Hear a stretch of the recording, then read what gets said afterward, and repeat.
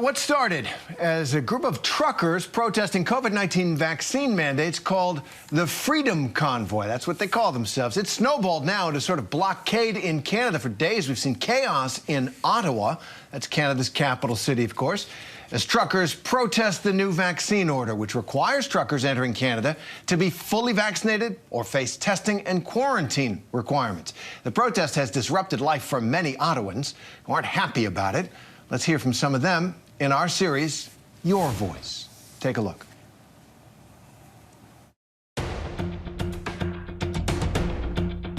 We have customers that need their goods shipped, and they rely on us to do it. And we have customers in Alaska that rely on us to haul stuff back. We have customers in Canada that need us to ship. And I'll tell you that the frequency of requests since this mandate went into place has increased substantially. Can you get me a truck? Can you get me a truck? No, we can't, but we'll try. That's going on in Canada. I think it's infringing a lot of people's movements, freedoms. People are isolating way too much now, especially in Quebec. The mandates, passport mandates, it's too invasive. It just goes against everything that we have known as a democratic people.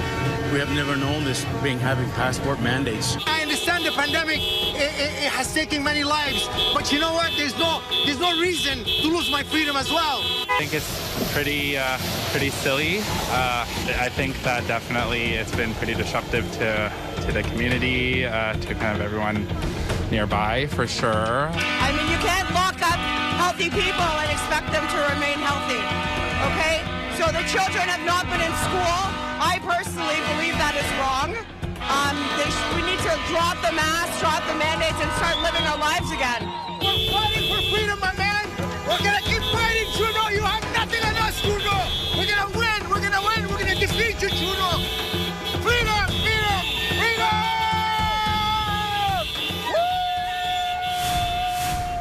And these protests, this conversation has gone viral. Let's talk about how long it could last, this blockade at the border. And what will it take to find common ground between Trudeau and the truckers? Kendra Hems, president of the Trucking Association of New York, joining us now. So, Kendra, bottom line here, the vaccine mandates are in place to help protect people against COVID. So knowing that this is being done for the safety of others, what's the argument here for not wanting to adhere to a vaccine mandate?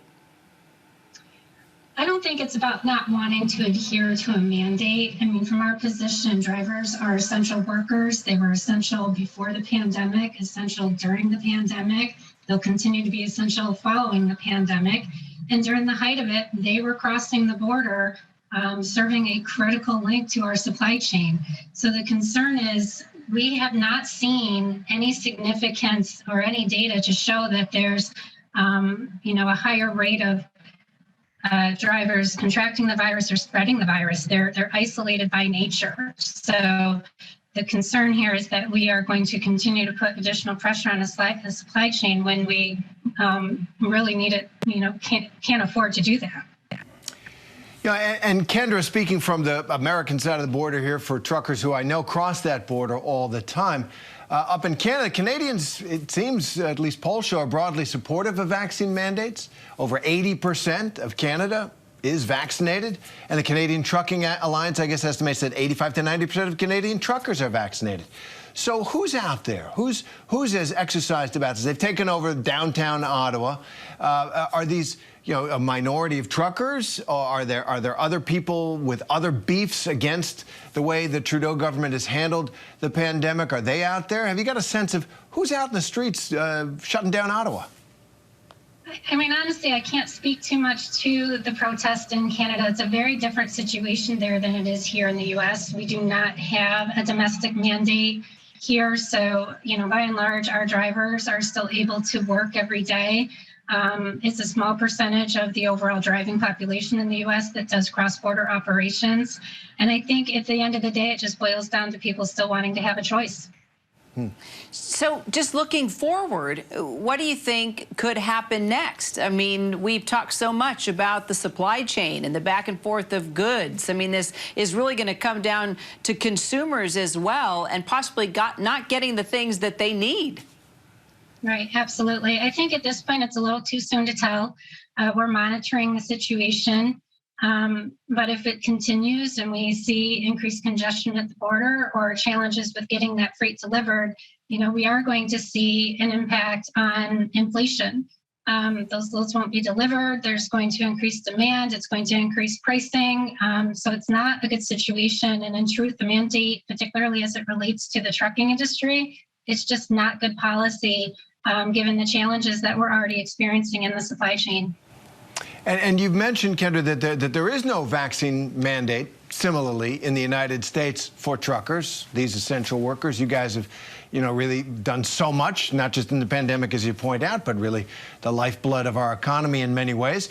But if there is, let's say we get another variant or some such thing, and the government, under President Biden or whomever, decides the best way to protect us against it is a vaccine mandate for truckers who cross borders and see a lot of different people. Do you think there would be a similar protest on behalf of the people that you represent and champion? It's hard to say. I mean, it is a very volatile issue, as we know. There's strong opinions on both sides as it relates to mandates. And I can't really say for certain whether or not we'd see a protest of this nature in the U.S. What I can tell you is a mandate would be devastating. We already have a shortage of 80,000 drivers across the U.S., and anything that we do to encourage more drivers to leave the trucking industry would have a significant impact on this industry to be able to do what it needs to do, which, by the way, is delivering the supplies that we need to fight this virus. They are hauling the masks, the gloves, the hand sanitizers, the vaccines. So we really should be doing everything we can to make our drivers' jobs easier, not harder. All right. Well, as I said, we appreciate the job all truckers do. Kendra, thanks very much for that. Thank you. Hi, everyone. George Stephanopoulos here. Thanks for checking out the ABC News YouTube channel. If you'd like to get more videos, show highlights, and watch live event coverage, click on the right over here to subscribe to our channel. And don't forget to download the ABC News app for breaking news alerts. Thanks for watching.